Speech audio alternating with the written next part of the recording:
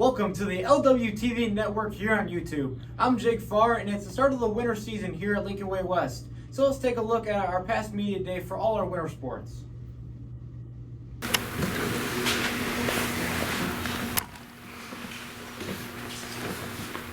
All right, well, welcome to our annual winter press conference, preseason. We're excited to have the boys bowling here today. We're going to talk a little bit about your preseason. So, Scott, the first question is going to go right to you.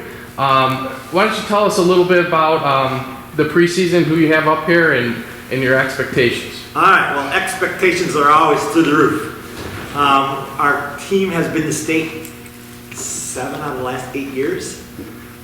But last year we had a full turnaround on our team. We lost our entire varsity team, minus one player who threw one ball at state. So they have a turnaround, and they built together, and they grew together, and they got better and better and better. We made it through regionals. We got to sectional and bowled our best score in sectional of the year. It just wasn't good enough, and we didn't make it. However, this guy right here, Logan, made it as an individual and broke some records and did pretty fantastic. So we're proud of him for that. So we at least got to continue our state appearance. Awesome. So historically, and the same thing that we talked about with the girls a little bit is, and it's not a joke by any means, but that we opened up here, and the first couple trophies we've had were the bowling trophies, and I believe you even said, you're like, hey, West is known for bowling. Yes. And you sure did put it on the map. There's no doubt. Historically, in our area, we've been strong, and with your leadership leading us, and Scott Yulian, the girls program, we are definitely blessed to have you two as our coaches. And why don't you talk us a little bit about when you first started compared to now? All right. I started when the school was built. I was a volunteer for the first year with the boys team, and I got the call, say, hey, we need a girls coach. So I took over the second year right away, so it's 15 years ago. And I became the girls coach, and both the boys and the girls, how can I say, we were larger, but we were less developed. Bowling in the area was hit or miss. We had a lot of good kids in the region, and going forward, we'll talk more about that, but it was just a different program. It was great to get them started, and we had a couple of boys that came from Central when we became West, and one of the dads was the coach, and I believe at Central they went to state, so we never had that opportunity being a brand new school, being West. So it took a few years. We had a couple individuals make it. One is one of my assistant coaches was Coach Morgan, and it was our second year with her, and she averaged 232 at state and won the state championship, which she's on the wall a couple places. It's pretty sweet to see. I always take pictures. Very proud of all my kids in the past and my future kids coming and finish well. I'm a parent of 2 graduates as well. My daughter was just after Morgan graduated with girls. I started coaching girls. I was with them for 7 or 8 years. And I had a lot of family friends that came through the system. And then my son came. But then Coach Scott Yulian started coaching as well. And our kids were the same age but opposite genders. So we agreed, we'd stay that first year with our older kids to get their senior and get them graduated. And that's when Scott became the head coach, and we both made it to state. Great. He's like, I'm not sure we want to change because we just had a great year. We made it to state. So we agreed to do one more year. I'll coach his younger daughter. He'd coach my younger son. And we both finished 8th in the state that year. So it was kind of a good choice. Now I'm biting the bullet to go teach my kid, and he's probably wanted to teach his son or daughter, and it went really well, and we switched, and the boys made it to state again and again and again and again, so it was a great move, and I love it. And I got to close out my Cameron Jablonski, my son's final senior year, and it was worth it. And now I got a bunch of new family here, and we keep growing and growing and growing. And someday it would be nice to retire, but you get attached to these kids and they become your own, and you really don't want to leave. It's been great. Absolutely. So you created the culture of family. There's no doubt. So speaking of family, why don't you talk to us a little bit about who you have up here and why they are up here? All right. I got this guy, Matt. I coach his brother too. Great bowlers himself. And I have this guy, Logan. They're our current co-captains of the team. I made them co-captains last year. We had a brand new varsity team, and we needed some help and some leadership, and he had talent, and he was growing, and he worked his butt off over this off season. He became a phenomenal bowler himself, self-taught, YouTube, I believe it was, right? Absolutely. And he can now crank the ball. Well, he used to be able to crank the ball. That's an inside joke, but he developed and became one of our leaders, and he was winning medal after medal after medal. And this guy's just ultra gifted and a baseball player. And I said, you know what? These guys are my captains for this team. Let's get this team growing and get it strong. And they did a great job. And throughout the year, as I mentioned, we just got stronger and stronger and stronger. And this guy kept medaling, and he made it all the way to state, being top 4 in this, top 4 kids in the section, I think, through state. He was one of the top 4 out of the toughest sectional in the state. I don't care what anyone else says. We had 10 teams average over 200 as a team. We were one of them, and only 4 get to make it. So it was really tough, but we did really well. I was proud of them. So with their leadership and guidance this year to try to teach my kids, we actually have a couple of young freshmen coming into the mix, which is one of these guys right here, Patrick, rock star right away.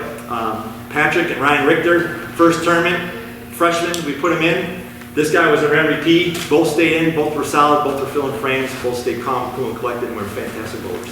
So to have what we built last year and add some fresh, young talent into that group to keep building for the future, I really feel strongly about this year. Awesome. All right, I have to do this just because, Logan, you know, your YouTube self-taught. We just were watching Jake Paul, the YouTube sensation, fight Mike Tyson, the 68-year-old old man, and you know, 58. All right. Either way, it was impressive to see someone that old in the ring. But we're gonna go towards you, and you're gonna tell me what drew you to the YouTube self-taught and bowling. Well, YouTube self-taught, you know, that's everybody, you know, there's something on YouTube. Everybody learns a lot of new skills from that too. When I think I was in 7th grade, I bought a used bike, and the first time I rode it, the chain snapped. So I had to walk it all the way home from, I think it was like 5 miles away. So the first thing I did was I got on YouTube, and at the end of the summer, that was the best looking bike I've ever owned. I fixed it up, I painted it myself, I did all the maintenance. And from that, I knew everything's on YouTube, everything's on the internet. As a freshman, when I was a freshman, we had some amazing talent. Jacob Strom, Aiden Healy, Jacob Ogda, everybody, you know, it was so amazing to see. But just comparing that to myself, I knew that the work that I had to do would just be immense over the next 4 years to keep up with them and the other competition from the other teams. So that in itself, I knew that, you know, you have to be constantly training, you have to be practicing. Anything that's new that other people are doing, you've got to adapt to change, or else you'll fall behind. Wow. Moving it along here with Logan and Matt as the leaders of the team. Logan, you had a lot of success last year. Obviously, going to state, it's an awesome accomplishment. We'll start with you with this question, and Matt, as the other captain. What are some things that you learned up to this point, you know, as leaders now, that you can give advice to your teammates, and you have a couple freshmen that are competing? What are some characteristics or things that you learned that you'd like to push down and lead to help your team have success overall? The first thing that I would have to say that they have to get into their head is the mental part of the game. I think bowling is one of the most mental sports there is, because it's you versus yourself, you know. You get caught up in your score. Bowling's such a negative sport, because you start at a 300 game, and every shot you throw, you slowly lower your score until the final frame. So to be mentally strong, prepared the whole entire game, just by at practice, not even focusing on your scores, focusing on good shots frame after frame, is the best advice I could give, is to just bowl your game, be strong, not focus on score, but just throw good shots, and scores will come. But the mental aspect, you can't get upset. You have to stay cool, calm, and collected, and that's the only way to succeed. Good. Matt? Like you said, yeah, it's all mental, but as a team, you have to bring everyone up. Like, if someone does something bad or does something wrong, you gotta help them, and so they can stay positive. And so, like, what I want to say is just, like, be a team. You should never try to be by yourself and, like, try to do scores on your own. It's all scores add up in the end.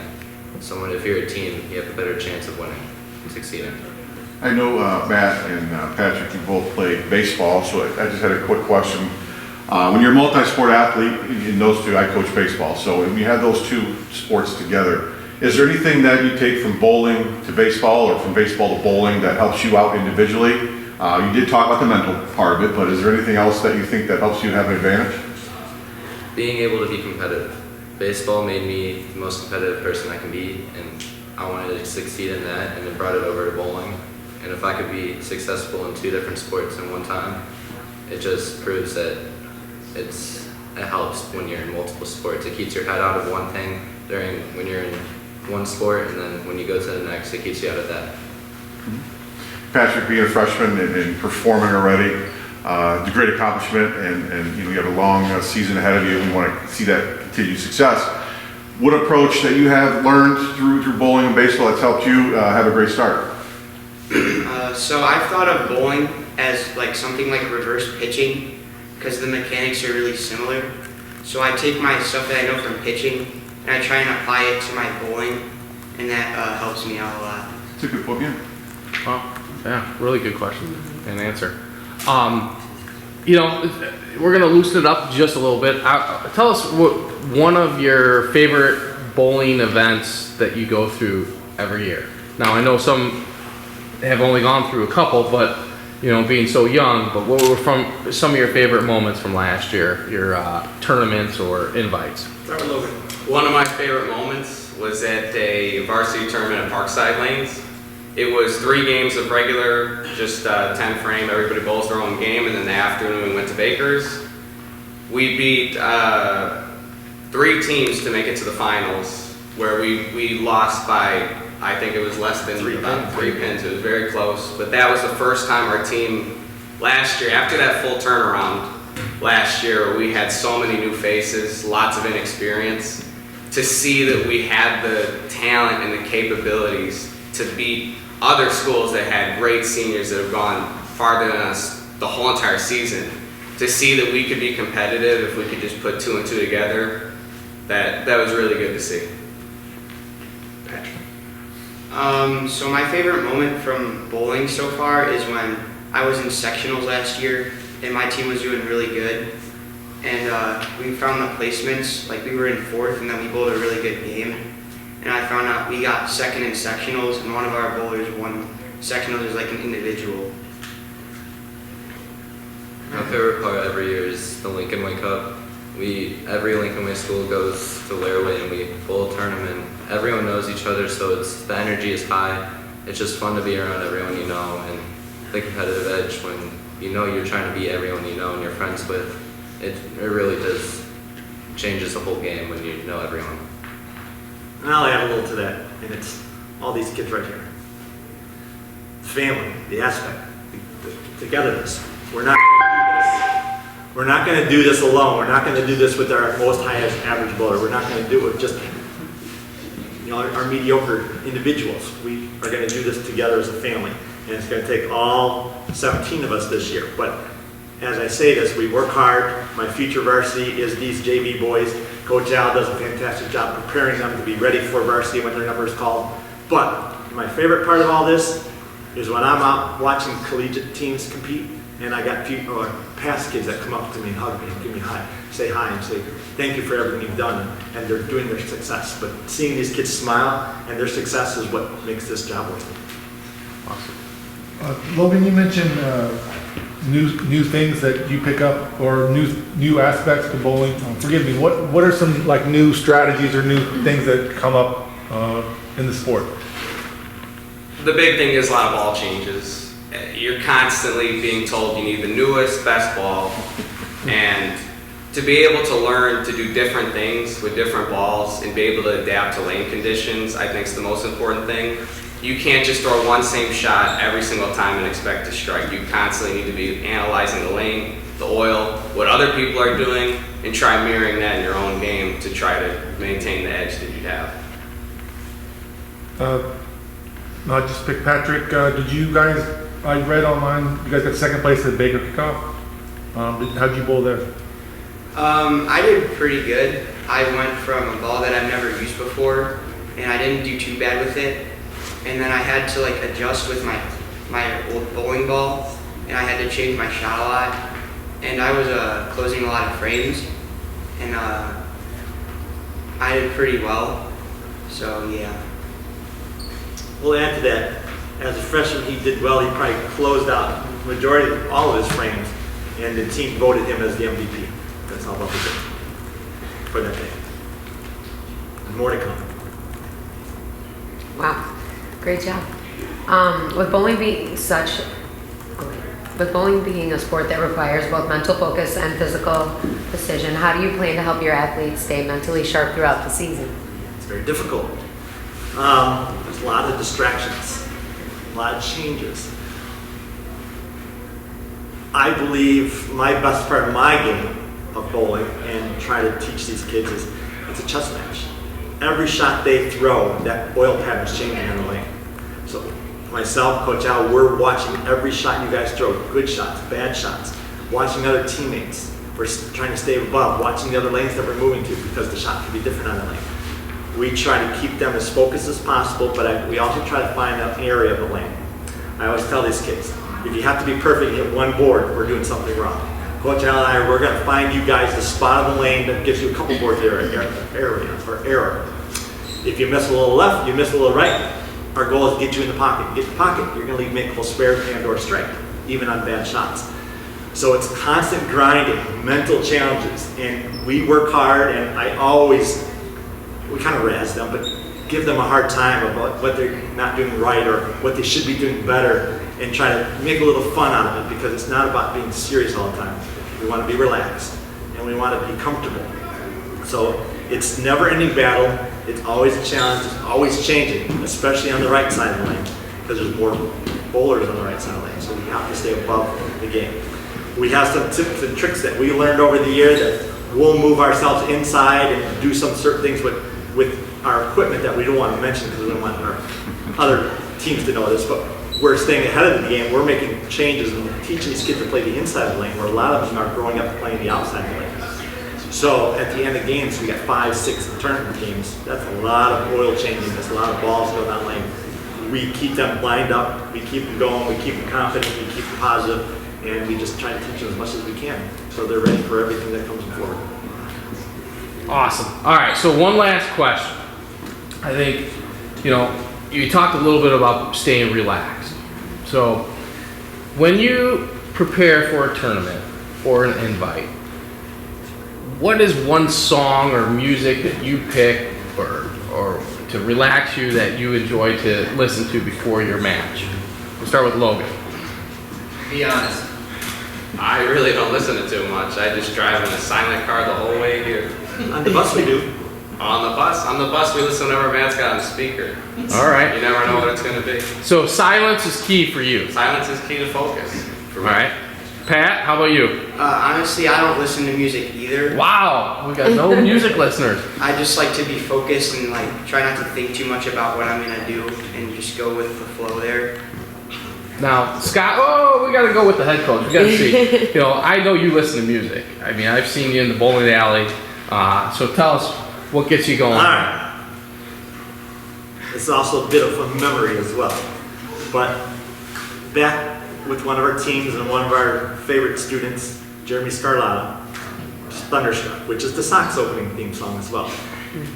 They would get up on the seats and they would bang the seats and get jacked and get prepared and just get pumped up right before every tournament we went to. Now these guys are a little calmer, but we listen to music just to kind of stabilize, get focused.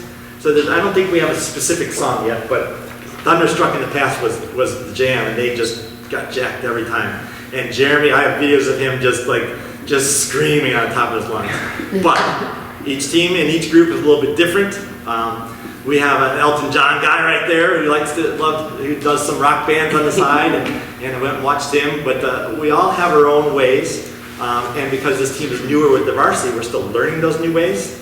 The other groups were kind of together a little bit longer, so we're gonna get there. We'll get that song. All right, Matt. My go-to song is "Hips Don't Lie" by Shakira. Oh, all right, little Shakira, huh? Oh yeah. Okay. Hips Don't Lie. Maybe that'll be the new pump-up song in that bus for you. So, Well, I appreciate you all coming out. Awesome job. We look forward to your season. I know we're young, but we're gifted and talented, and you're going to work hard, and that's part of the Warrior Way. So I can't wait. We do host the Lincoln Way Cup this year. We'll be out there in full force, and then you know, I can't wait for when Scott tells me how many we got going downstate again. Right. So it's always fun. Team, right, guys? Yep. Absolutely. All right. All right. Thanks again, and good luck. All right. Thank you. All right.